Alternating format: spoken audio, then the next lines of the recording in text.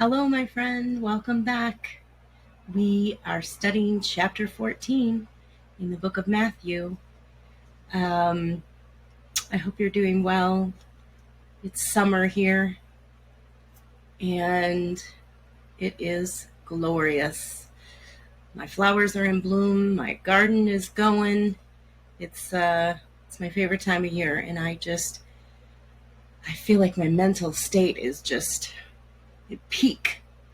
So it has been hard getting sat down in front of the computer and getting this video out. And I apologize that I didn't get one out last week. I had about 3 weeks of pretty bad internet, and so hopefully it seems to be going now for a couple of days in a row, and so hopefully it's fixed. But anyway, I hope you're well. Happy summer, and let's get into it. So just real quick to recap where we left off. So chapter 13, Jesus was teaching us about 4 different kinds of soil. When a seed is planted in 4 different types of soil, and how that directly correlates to the 4 types of believers. So he's basically telling us what type of believer to be and what not to be. And the disciples asked him, "Why do you always speak in parables?" And then he teaches us it's because true believers have ears to hear and they can understand. And those who can't, who don't have ears to hear, they just let it fall off and, okay, that was a good message, and they move on. He tells several parables throughout chapter 13, but one of them is the hidden treasure found in the field, and which is like the kingdom of heaven. And when he found it, he went and he sold everything he had to buy the field. And this is how we should view our salvation. It is our greatest treasure. It is as if we have struck gold, won the lottery, when we find it. So hold on to it. It is your most precious belonging. Nothing is more important in this life. Now, okay, let's move on. Chapter 14, here we go. So verse 1. At that time, Herod the Tetrarch heard the report about Jesus. So who was Herod? Herod the Tetrarch, or Herod Antipas, he was one of 3 rulers over the 4 districts of Palestine. So his territory included the regions of Galilee and Perea. So Herod, he was the son of Herod the Great. And you remember Herod the Great was the one who ordered the killing of all the babies in Bethlehem when Jesus was born. And we learned about that in Matthew chapter 2. This Herod also is the one who heard Jesus' case before Jesus' crucifixion. So that's who this Herod is. So let's look at why Herod is concerned with John the Baptist. Verse 2. And said to his servants, "This is John the Baptist. He is risen from the dead, and therefore these powers are at work in him." For Herod had laid hold of John and bound him and put him in prison for the sake of Herodias, his brother Philip's wife, because John had said to him, "It is not lawful for you to have her." And although he wanted to put him to death, he feared the multitude, because they counted him as a prophet. So Herodias, the wife of Herod Philip, Herod Antipas's half-brother, had left Philip to live with Herod Antipas. So you can imagine that's a little scandalous. I mean, she's taking I mean, I guess, it's not his full brother, it's his half brother, but, she's leaving one brother to go be with the other brother. And so John the Baptist condemned the two of them for living immorally. All right, so let's keep reading on this story.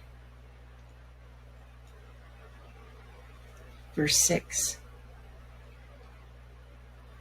But when Herod's birthday was celebrated, the daughter of Herodias danced before them and pleased Herod. Therefore, he promised with an oath to give her whatever she might ask. So she, having been prompted by her mother, said, "Give me John the Baptist's head, here on a platter." And the king was sorry. Nevertheless, because of the oaths, and because of those who sat with him, he commanded it to be given to her. So he sent and had John beheaded in prison. And his head was brought on a platter and given to the girl. And she brought it to her mother. Then his disciples came and took away the body and buried it, and went and told Jesus. So now Herod didn't want to kill John the Baptist. He knew the people admired John greatly. Herod also respected John. He liked listening to him. But his pride overruled. He gave the order to execute so he wouldn't be embarrassed in front of his guests. And also just to satisfy Herodias' desire for revenge. Our pride plays such a big part in our decision making. We make choices every day, whether we choose to not be embarrassed or choose revenge over what is right. When you hear this story and ones like it from the Bible, do you ever think, I wonder where they are, heaven or hell? As I'm reading this, I can't help but just be overwhelmed, and I'm thinking just that. I wonder what they said or did when they met God and they realized how wrong they were. I don't ever want to miss that boat. I assume you don't as well. I don't ever want to stand before God and hear any words other than, "Well done, thy good and faithful servant." These are the times now, while we're alive. This is when your decisions matter. Because when you take your last breath, the time to choose is over, and your fate is sealed. Your choice is made. They may have killed John the Baptist and sealed their fate, but where do you think John is? The one who Jesus referred to as among those born of women. There has not risen one greater than John the Baptist. Okay, let's get back to Jesus. Verse 13. When Jesus heard it, he departed from there by boat to a deserted place by himself. But when the multitudes heard it, they followed him on foot from the cities. And when Jesus went out, he saw a great multitude, and he was moved with compassion for them and healed their sick. Jesus wanted to be alone after hearing about John's death. And to me, this just shows how human Jesus was. I'm sure he wanted to pray and be with the Father in heaven. This was someone Jesus loved very much. He was also his cousin. John's mom and Jesus' mom were sisters. And John had dealt with constant ridicule and persecution for paving the way for Jesus and Jesus' ministry. Jesus teaches us a very good lesson here. Don't go looking for worldly things to comfort you when you're hurting. Now, I don't know about you, but that used to be my first reaction. It's easy to run to the world for comfort. That physical, tangible person or thing is right there. It's harder to get quiet and alone. But instead of reaching out to the world, get quiet and alone and spend that time with God. It's going to be more beneficial to you. Even Jesus did that. And here we read Jesus didn't get much time to be alone or to grieve. The people in their needs came calling once again. And Jesus had to get back to his ministry and his purpose for being here. So now Jesus performed some miracles just to show a sign to the people of who he was. And he also used other miracles to teach important truths.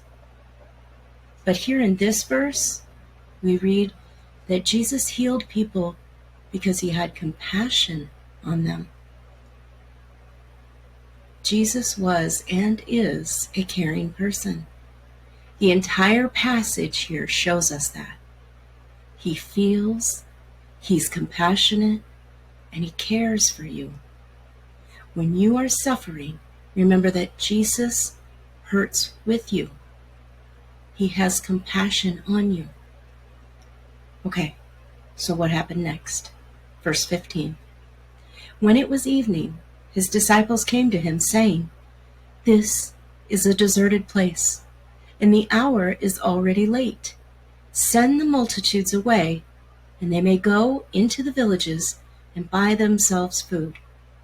But Jesus said to them, "They do not need to go away. You give them something to eat."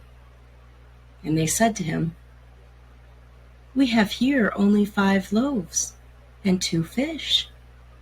He said, "Bring them here to me." So the disciples are saying, hey, this place is far from civilization. We have no food for all these people. And think, they say there's 5,000 men plus women and children. So you see this massive crowd, you have 5 loaves of bread and 2 fish. And you know it's getting late, you know it's far, you know all these people have to, eat. So they're like, let's send them away now and get themselves food, because it's going to be a long walk. They got far to go. But what does Jesus tell his disciples? Bring them here to me. Remember, nothing is a surprise to God. He knows it all. He sees the end from the beginning.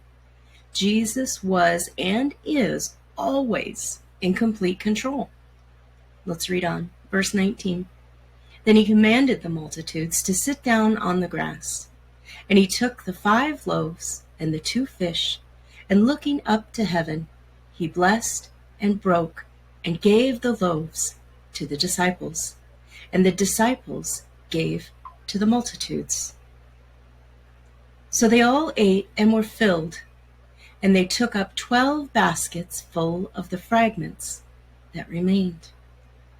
Now those who had eaten were about 5,000 men, besides women and children.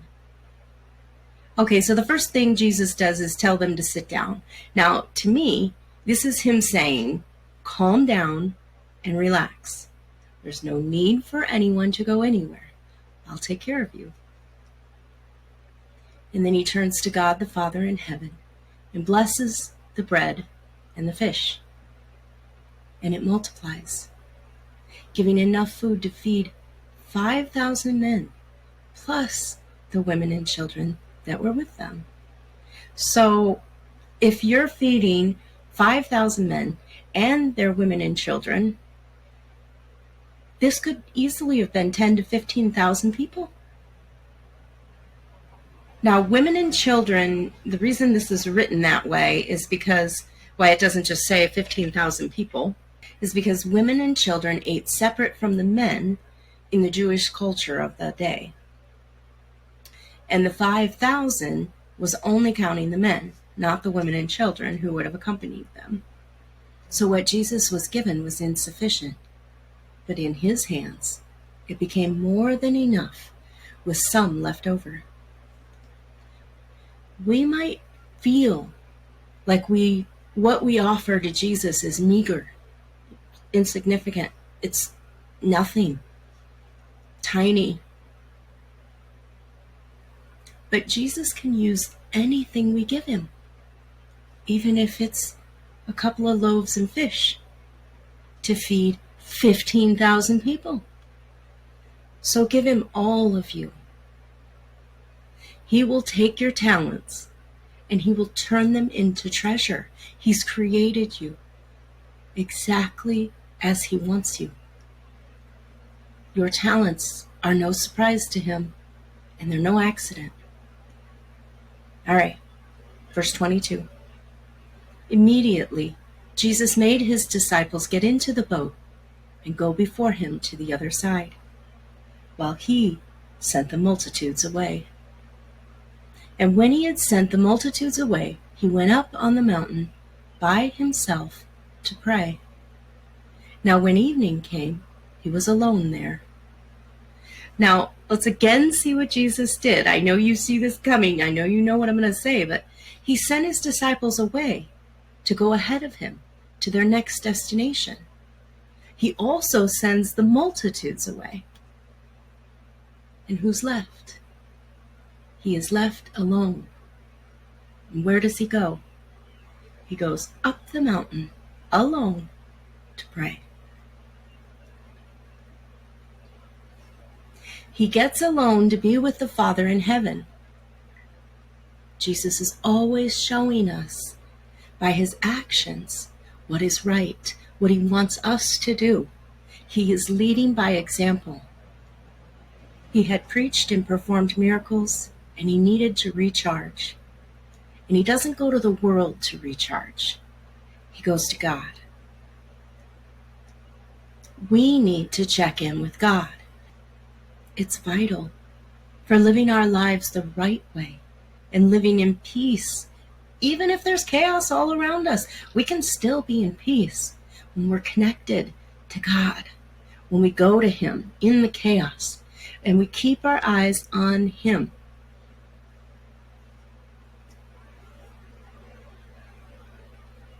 Develop the discipline of spending time alone with God. When you do, don't do all the talking. Don't ask. Take time to listen and be silent for what God has to say. All right, verse 24. But the boat was now in the middle of the sea, tossed by the waves, for the wind was contrary. Now in the fourth watch of the night, Jesus went to them, walking on the sea. And when the disciples saw him walking on the sea, they were troubled, saying, "It is a ghost." And they cried out for fear. But immediately Jesus spoke to them, saying, "Be of good cheer, it is I. Do not be afraid." So, right back in the thick of the storm, like typical humans, Jesus leaves you for 1 minute. So Jesus fed 5,000 plus on the Sea of Galilee near Bethsaida. And then Jesus sends the disciples out ahead of him so he can stay back and be alone with God. But a couple hours in, the disciples encounter a storm. And what does Jesus do? He comes to them, of course. And this time, he's walking on the water. He doesn't need a boat to get to them in their boat. Just walk on the water. They, of course, think he's a ghost and that they're seeing things that aren't true or aren't there. They think they're hallucinating or, whatever, and they're scared. But it says Jesus immediately spoke to them, meaning he knew they were scared. He's walking towards them on the water, so he wasted no time. He says to them, "Be of good cheer, it is I, do not be afraid." And the footnote here says, "Take courage." So be of good cheer, take courage. And where it says, "It is I," the footnote says, "I am," right? Two of the most powerful words in the Bible, I am. He's saying, don't be afraid, it's me, God. I'm in control. I'm with you. I'm right here. And so what happens next? Gosh, I have goosebumps all over. Well, one of the most recognized stories in the Bible is the one even non-believers know of. The fact that Jesus walked on water baffles non-believers into thinking this is all a big fairy tale. None of it's true. But true believers, we know it's true. Because we know God is in control of the sea, because he created it. So here comes courageous Peter. Let's read on. Verse 28. And Peter answered him and said, Lord, if it's you, command me to come to you on the water. So he said, Come. And when Peter had come down out of the boat, he walked on the water to go to Jesus. But when he saw that the wind was boisterous, he was afraid. And beginning to sink, he cried out, saying, Lord, save me. Okay, so Peter was not putting our Lord to the test. On the contrary, he was showing an act of pure faith that Jesus is our Lord. In fact, he was the only one in the boat to react in faith. His spontaneous request to Jesus led him to experience an unusual demonstration of God's power. And just as Peter is on the water and walking on it, he begins to sink. Why? Because he took his eyes off Jesus and he focused on the storm. He focused on the chaos. He focused on the high winds and the large waves that surrounded him. And he cries out, Lord, save me. His faith wavered when he realized how vulnerable he was. We might not walk on water, but we will walk through tough times. If we focus on the winds and the waves, we too will despair and sink. But if we keep our focus on Jesus, because he's the one with all the answers anyway, we will survive the storm, walking side by side with God. When times get tough, remember, Jesus knows you. He knows your situation. And he's walking with you until the end. Now let's see what happened to Peter. He's sinking. He's crying out to God to save him. What happens next? Verse 31. And immediately Jesus stretched out his hand and caught him and said to him, O you of little faith, why did you doubt? And when they got into the boat, the wind ceased. So, although Peter started out with a strong faith and good intentions, he was the only man in the boat with enough courage to get out of the boat, step on the water, and say, Let me walk with you on the water, Lord. Then he saw the storm and the strong winds and how they could consume him. And he forgot that the one who controls the storm was right there the whole time, with his hand out, catching him. Even when we start out strong, with our chests puffed up and full of courage, sometimes our faith falters because we're human. It does not mean we have failed. Don't beat yourself up like that.